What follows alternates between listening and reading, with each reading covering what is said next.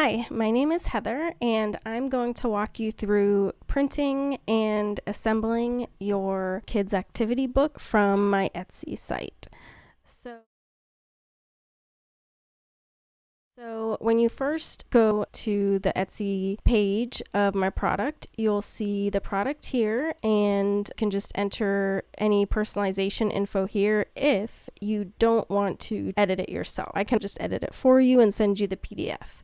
So if you want me to send you the PDF, you just enter in your personalization info here, which would be the two names that you want up here and whatever text you want down here if you want the date of your wedding or something else. If you don't enter it there, then you will be able to download it in Templett. So you'll go ahead and add to cart and purchase it.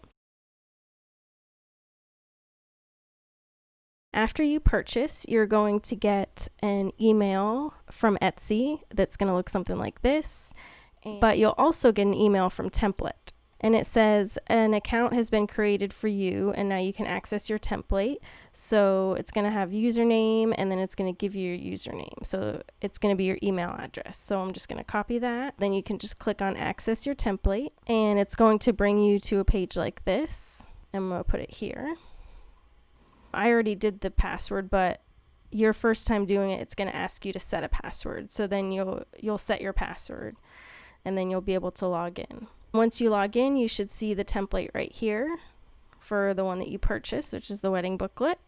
You can go ahead and click on it. You can click away, so click on this gray part, and so then that thing goes away. And then here is the whole booklet. And you'll see that you have the first and second pages are the cover. The first page is the outside of the cover, and the second page is the inside of the cover. So you're going to print on two sides of the paper. You're going to do this on one side, which is an inside page, and this on the other side. And then you'll do this one on one side and this one on the other side. First, you want to edit it with your info. So all you have to do is double click, and then you can type your names of whoever you're doing. So, let's say it's Jessica and Tom. And then you can also, if you don't like the font, you can also change the font if you want. Pick some different ones. That's kind of a cute font too. You can make the text smaller right here where it says 72. You can pick, something smaller, whatever you want. And then you can change this if you have a different date here.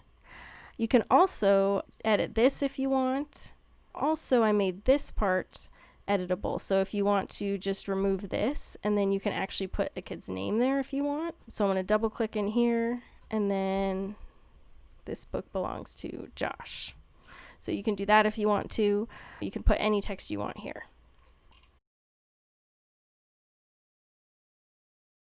After you're done with all that, then you can click download and pick PDF. And then you can just leave both of these things off and do create PDF. And then when it's ready, it's going to say download now. So then you can go ahead and download it. You might get a little thing at the bottom here where it downloads, or you may have to go to your downloads folder, find it somehow. But then you're just going to double click, open it up, and here's the PDF with the same pages that we had before.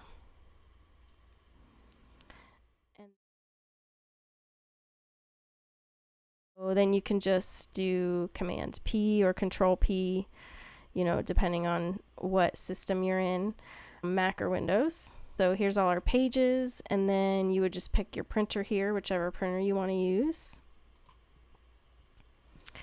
And then make sure you set your paper size, so it's probably going to be letter. That's what I designed it for, to go on a letter page. And it's probably going to be easiest if you print out, like if you're doing multiple ones, just do a bunch of page one, so a bunch of the first cover, however many you need. Like say you're doing 7 booklets, you want to do 7 of the first page. In order to do that, instead of pages, I would pick custom and do page 1, and then however many copies I want. So if it's going to be 7, for example. And then you do want to have fit to printable area right here. That's going to make sure that it doesn't cut any of it off. can go ahead and click print. And then go over to your printer and print the first page.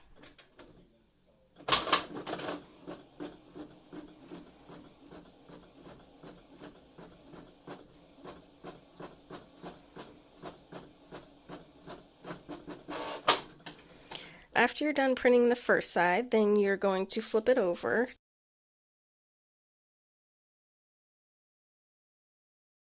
to print the second side.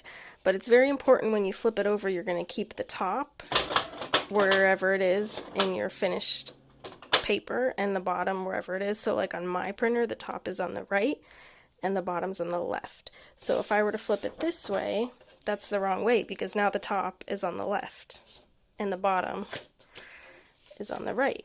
So that's not the way I want to flip it. Instead, I'm going to flip it this way so the top stays on the right and the bottom stays on the left. So that's important. You just need to make sure you keep the top and the bottom where they need to be. And then you won't be able to mess up because when I put it in here, I have the top on the right and the bottom on the left. Then when you're done printing all of your first pages, you can go ahead and print the second page. So then I'm going to do print, or Control P, Command P, and I'll do pages, custom, and I'm going to do page 2 right here, and then however many booklets you have. So in this example, if we have 7, we pick 7, and then go ahead and click print.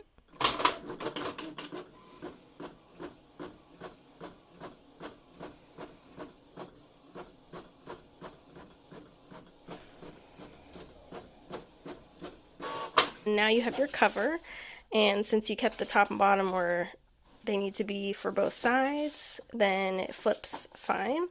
So then you're going to just do the same thing for the rest of the pages.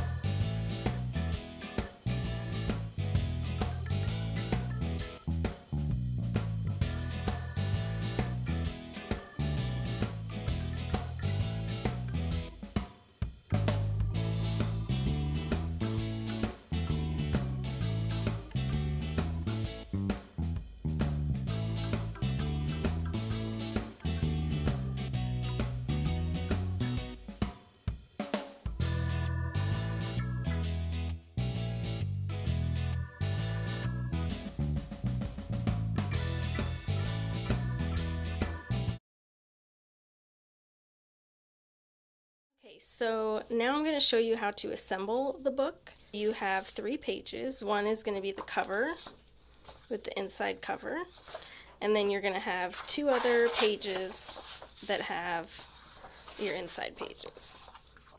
First, you're going to want to fold all of your pages in half. You're just going to take this page and try to line it up, and then fold it in half. Like that. Okay. And then I'll do that with the other 2 pages.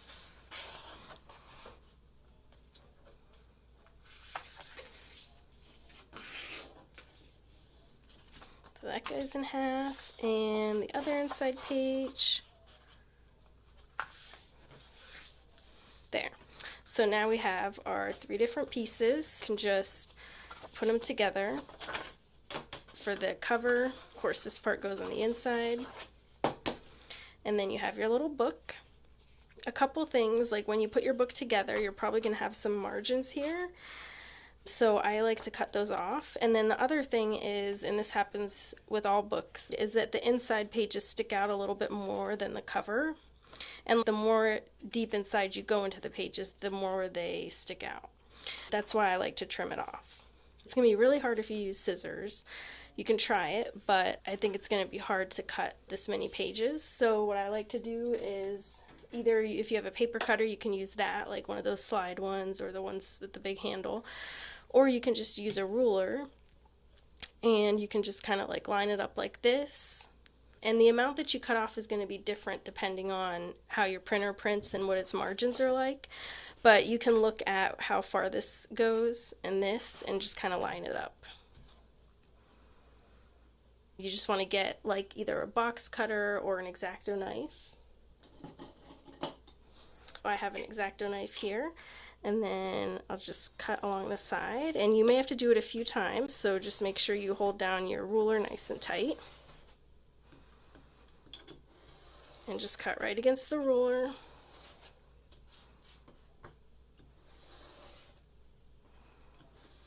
I also like to trim the top and bottom too, because those are going to have some margins. You can see the margin here.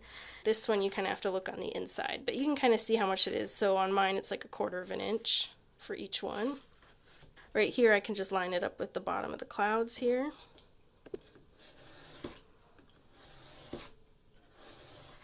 And of course you can leave the margin if you want, if you don't feel like going through all this. This is going the extra mile. Then we're going to cut this part.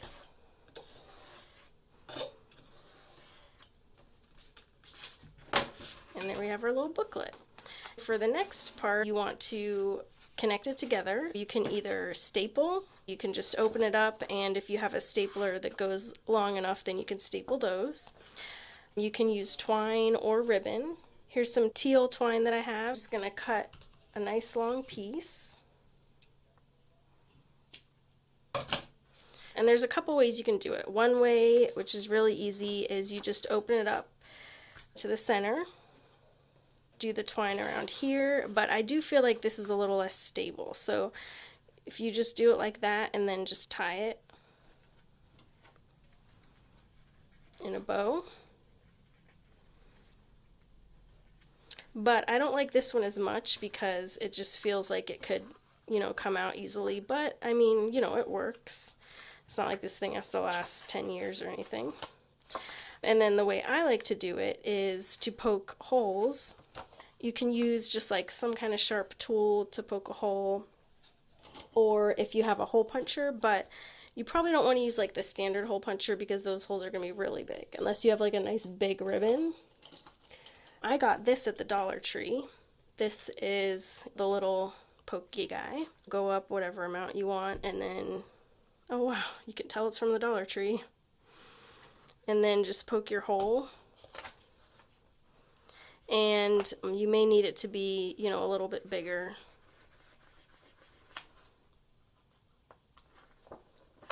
And then go down, you know, however far you want. You can measure it if you want. And then poke your next hole.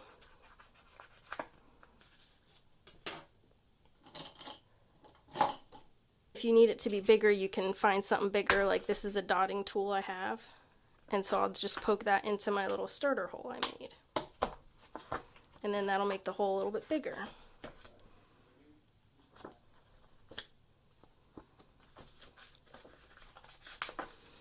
Once you have your holes, then you can just thread your twine or your ribbon or whatever.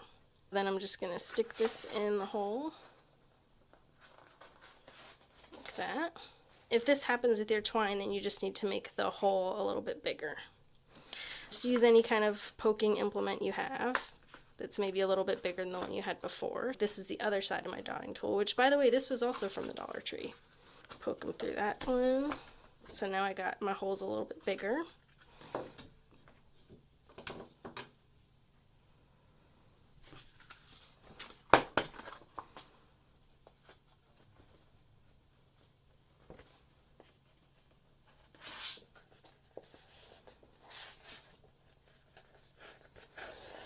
And then I'll pull that one through, and then I'll do the other end.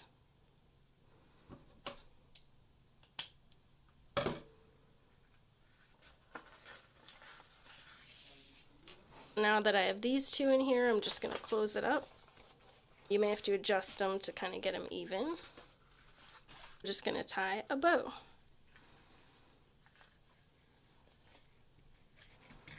So pull it, you know, somewhat tight.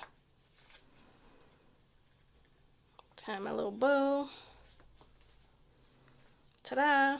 And you can just kind of like trim off to make these ends even, and you know, if they're a little too long. And there we go. There's the little booklet. I hope this video helped. If you have any problems with it, feel free to email me, heather@heathercash.com, and enjoy your booklet.